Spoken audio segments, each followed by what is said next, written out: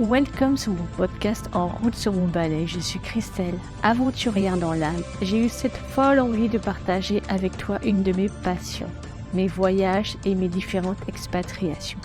Dans ce podcast, je te raconte mes expériences, te donne des pistes, des clés pour que toi aussi, si l'envie te dit, tu puisses sauter le pas et aller t'aventurer seul ou pas à quelques kilomètres de chez toi ou plus loin. On the road again. Hello, bienvenue en ce jeudi matin pour un nouvel épisode de En route sur mon balai. Donc le dernier épisode c'était sur le Togo et je t'avais posé la question, justement un petit peu de suspense, si tu voyais à peu près quelle serait la prochaine destination, si c'était un pays chaud ou froid, et si du coup tu as deviné un peu. Alors,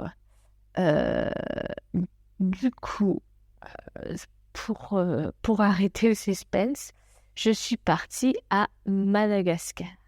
Ça faisait environ 4 ans que j'avais pas voyagé puisque j'avais repris mes études.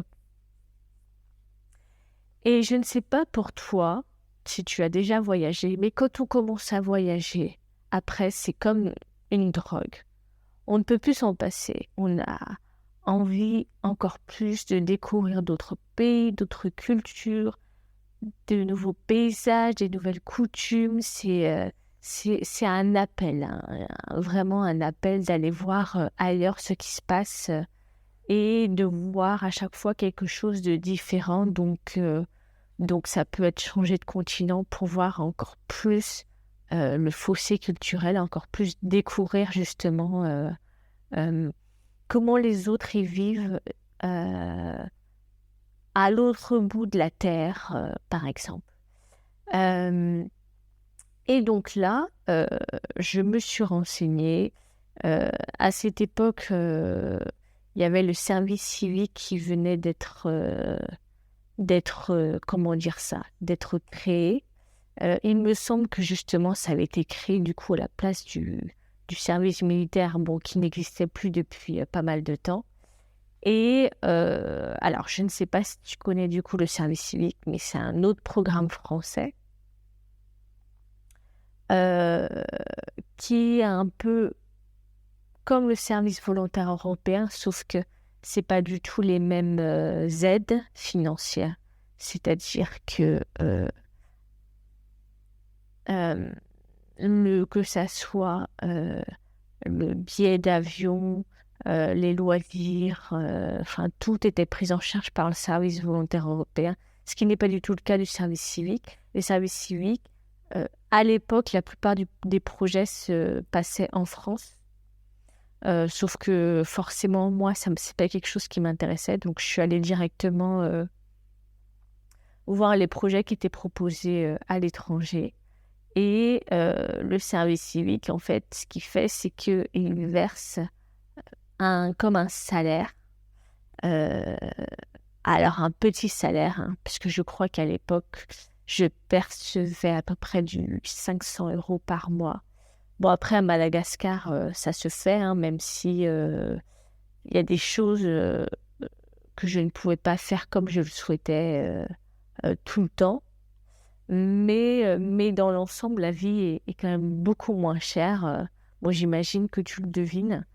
Et du coup, je suis allée sur leur site internet, Service civique, et j'ai trouvé un programme de volontariat à Madagascar pendant 1 an, avec un projet de coordinatrice de projet, en fait.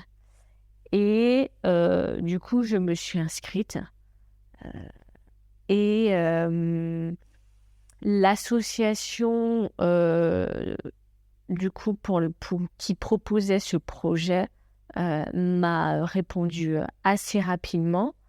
Je me suis rendue à Paris du coup pour connaître le programme, pour connaître comment dire ça, l'association, pour connaître les projets. Et parce que coordinatrice, je ne savais pas non plus exactement puisque j'avais quand même une petite idée, mais je ne savais pas exactement en fait en quoi ça consistait, puisque je n'avais aucune formation dans ce métier-là. Moi, c'était plutôt du coup le social en fait, donc l'accompagnement des personnes en difficulté. Donc j'ai passé à peu près une semaine là-bas, je crois, ou un peu moins. Et puis un mois après, du coup, je partais à Madagascar. Euh, le programme service civique, en tout cas celui-là, était complètement différent qu'au Togo. Si tu n'as pas écouté mon épisode, mais même mes 2 épisodes sur mon volontariat au Togo, je t'invite à le faire parce que c'est une expérience qui est complètement différente que à Madagascar. Et donc là, il n'y avait pas d'immersion dans une famille et l'accueil, c'était pas comment dire ça, si automatique en fait. C'est plutôt moi qui allais à la pêche aux informations. euh, et sachant qu'en plus, ça c'est important que je te le mentionne, c'est que normalement, en fait, dans les volontariats, voilà, il y a une volontaire qui fait son volontariat durant 6 mois, 1 an, 2 ans. Et quand elle finit à la fin de son volontariat, du coup, il y a ce qu'on appelle une passation. Comme un job ordinaire, en fait. Et donc, du coup, la personne, elle est accueillie par l'ancienne volontaire qui lui fait une passation à environ pendant une semaine. Et voilà, c'est comme ça que ça se déroule. Or, ce qui s'est passé pour moi, c'est qu'il n'y avait pas de volontaire depuis pas mal de temps. Je crois au moins depuis 4 mois ou 6 mois, quelque chose comme ça. Donc, du coup, j'ai dû un peu me dépatouiller, même si il y avait quand même le comptable avec qui, du coup, l'association était en contact, puisque c'est lui qui, forcément, qui supervisait les comptes. Donc, il y avait quand même cette base. Et il y avait quand même la base des projets qui continuaient à... Enfin, des personnes, du coup, qui s'occupaient des projets sur place, à Mada, euh, sur lesquels je pouvais aussi compter. Enfin, j'aborderai ce sujet, du coup, plus tard. Mais du coup, je suis arrivée dans la capitale. Donc, il n'y avait personne qui m'attendait, mais j'avais quand même réservé une chambre dans une maison pour volontaires qui était top. La personne euh, qui a créé cette maison super accueillante aussi, super sympathique. Je suis restée très peu de temps à Tana, dans la capitale, ou Antananarivo, mais on l'appelle plutôt Tana parce que Antananarivo, ça fait un peu long. Et je suis restée juste pour des formalités, en fait. Mais, euh, mais je me souviens, quand je suis arrivée dans la capitale, ça faisait 4 ans que du coup, je m'étais pas rendue dans un pays d'Afrique. Et la chaleur, l'odeur de pétrole était présente comme au Togo. En revanche, Madagascar, c'est pas du tout comme l'Afrique. Mais pas du tout, pas du tout la même énergie, pas du tout la même ambiance, pas du tout. Mais je l'aborderai aussi plus tard. Mais enfin, c'est complètement différent, quoi. Et donc, je suis restée quelques jours là-bas, à Tana. Et puis, j'ai pris un 2e avion pour Antsiranana, qu'on appelait Diego Suarez, et même qu'on appelait Diego pour hop, tu le sais, on le fait en short là, quand il y a des mots, même en France, hein, des villes un peu où il y a 2 noms, hop, on réduit tout ça, et puis donc voilà, j'ai atterri à Diego. On pense pas, enfin moi en tout cas, pour ma part, je pensais pas, mais Madagascar c'est quand même super grand, quoi. Et donc, du coup, de Tala, donc, qui est à peu près dans le centre de l'île, jusqu'à Diego, qui est totalement dans le nord de Mada, euh, c'est possible. Après, c'est ce que j'ai fait en minibus.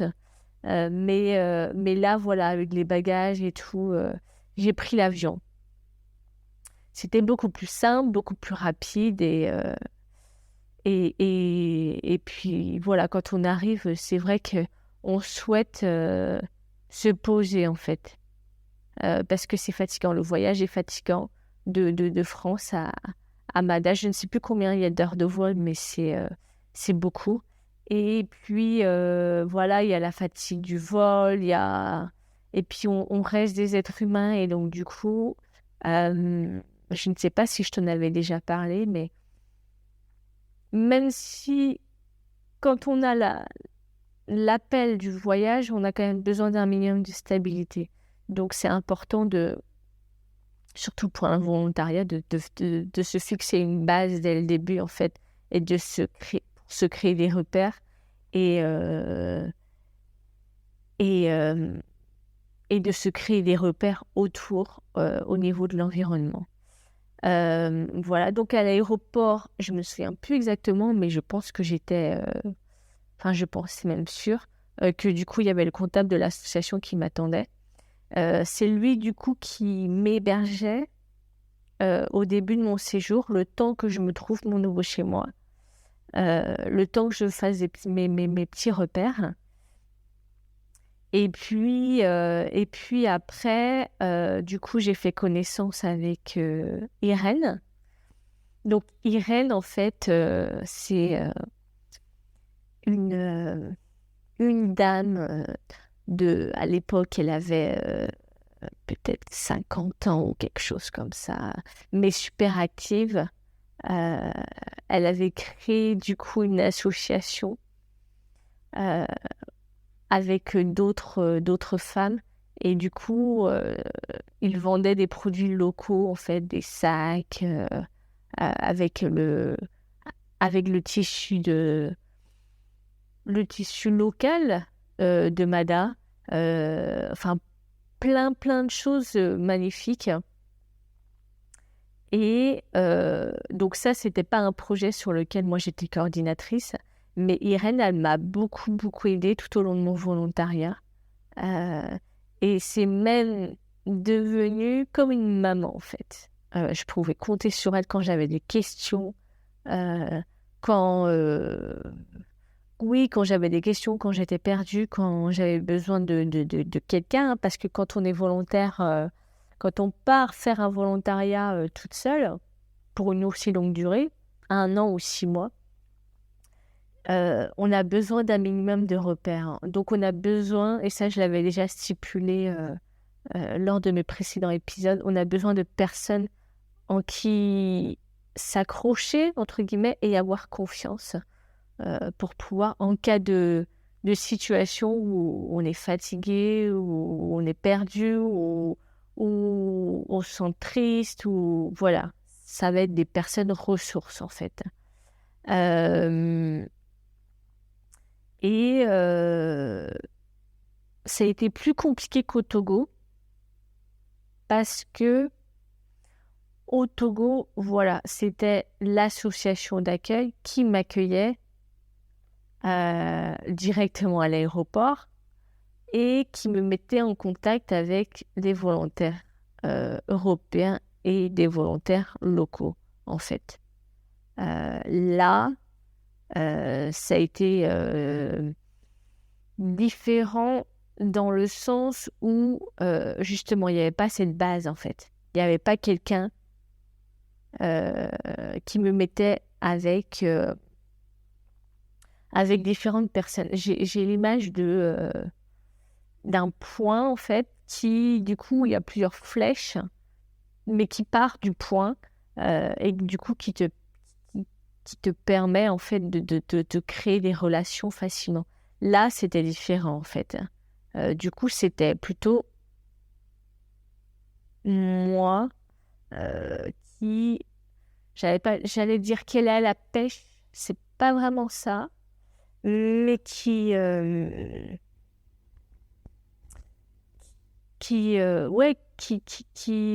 comment expliquer ça? Je devais aller au devant des autres, même si j'avais ce comptable, Alain, et même si j'avais Irène, et ensuite, du coup, les projets, les personnes qui s'occupaient des projets. Euh, voilà, et que j'avais fait aussi la connaissance d'un Français qui s'occupait qui était volontaire auprès d'une ONG bretonne. Les choses se sont pas faites aussi facilement et aussi fluidement. Euh, mais ce qui est marrant maintenant que j'y pense, c'est que peut-être une semaine après mon arrivée ou 2 semaines, j'ai fait connaissance avec un Malgache qui faisait partie de l'association Zulubé. Et, euh, et ce Malgache, qui s'appelait Jacqueline, il a été aussi un de mes repères tout au long de mon volontariat. C'est avec lui que je sortais, c'est avec lui que je rigolais, c'est avec lui également qui me soutenait, qui m'aidait au quotidien. Mais il y avait ce côté fun en fait. Parce que avec Irène, ok, on allait boire des bières avec des cacahuètes, des arachides comme ils appellent là-bas. Mais, mais avec Jacques, on a voyagé ensemble, on est parti en boîte, enfin bref. Donc du coup, ça a été un de mes premiers repères aussi. Et puis, petit à petit, forcément, j'ai fait d'autres connaissances. Forcément, le cercle amical, il s'agrandit. Donc, le volontaire français dont je te parlais tout à l'heure, j'ai appris petit à petit à le connaître au fur et à mesure. Donc, lui, je crois... Alors, lui, il faisait un volontariat de 2 ans. Et quand je l'ai connu, il était là-bas depuis plusieurs mois. Donc, forcément, il avait déjà ses repères. Et il faut savoir aussi qu'il y avait très peu de volontaires européens là où on était. Et très peu de volontaires aussi français. Enfin bref, quand je suis arrivée, il y avait juste lui, Pierre, du coup, le volontaire français. Et par la suite, il y a un Réunionnais qui est arrivé. Et lui qui a travaillé, justement, qui était volontaire à l'Alliance française. Et moi, l'Alliance française, justement, avant d'arriver à Mada, je ne connaissais pas du tout l'Alliance française, en quoi ça consistait. Et en fait, je me suis aperçue que l'Alliance française, est-ce qu'il y en a dans tous les pays francophones qui ont été colonisés par les Français? Ça, je ne sais pas. Je ne sais pas d'ailleurs s'il y en a une au Togo, puisque je n'habitais pas à Lomé. Mais en tout cas, au Portugal, oui, ça c'est sûr, parce que j'en ai vu plusieurs. En tout cas, l'Alliance française, si tu ne connais pas, et pour le faire en short, l'explication, c'est en fait un établissement qui sert autant pour les locaux que autant pour les Français. Pour les locaux, parce que si tu veux apprendre le français, il y a des cours. Et autant ça va servir aux deux parce que du coup, il y a des événements, des concerts, du théâtre, des ateliers, autres qui, du coup, vont être en français, en fait. Donc ça, c'est aussi top. Quand tu fais un volontariat d'une aussi longue durée, ça fait du bien, en fait. Voilà. Et donc, du coup, petit à petit, on faisait partie d'une bande avec des locaux. Donc, tout à l'heure, je te parlais de Jacqueline, du coup, qui fait partie de l'association Zulubé. Et du coup, Zulubé, il y avait d'autres personnes, d'autres malgaches. Et du coup, c'est une association, en fait, qui est beaucoup dans la musique, le théâtre de clown, mais de la musique locale, en fait. Donc, c'est super sympathique, quoi. Et il y a pas mal de membres dedans, quoi. Et donc, du coup... Et puis moi, comme je te l'ai dit lors de mes précédents épisodes, quand je vais dans un pays, ce qui m'intéresse, c'est c'est d'être en immersion avec les locaux, en fait. C'est de voir vraiment comment ils vivent, comment ils sont. Ça ne m'intéresse pas d'aller dans un pays et de rester que entre Français, entre Européens. Je ne vois pas l'intérêt. C'est mon opinion, mais voilà. Donc, Donc forcément, quand j'arrive dans un nouveau pays, je vais essayer d'aller chercher du moins à rentrer en contact avec des locaux, ne serait-ce que pour mon apport personnel en fait.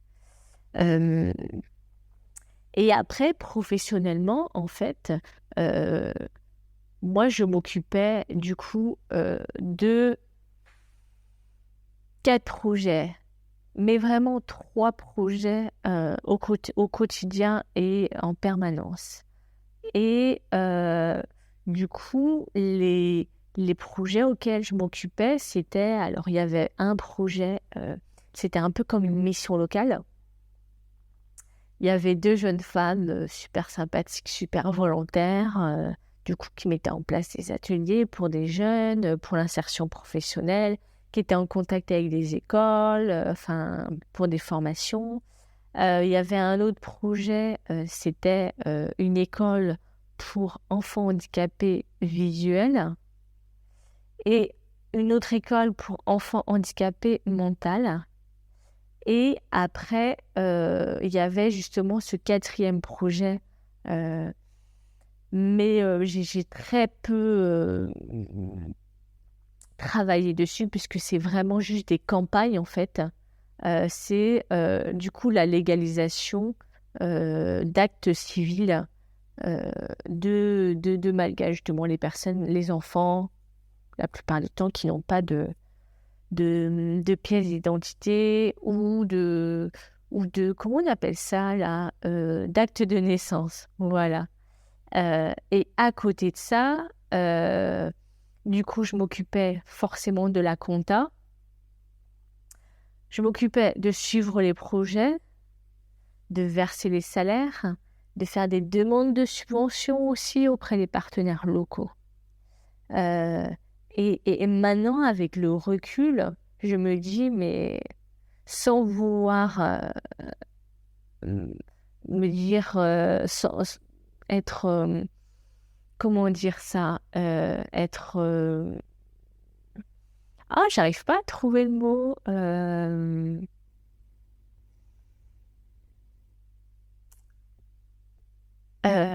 Ben je l'avais, mais je l'ai perdu encore. Sans vouloir être prétentieuse ou autre, je me dis, mais j'avais aucune connaissance, aucune compétence en la matière, aucune formation ni rien. J'ai appris à gérer, entre guillemets, une équipe, puisque gérer, j'aime pas trop. J'ai appris à savoir comment on rédige des demandes de subvention, qu'est-ce qu'il faut mettre dedans. J'ai appris à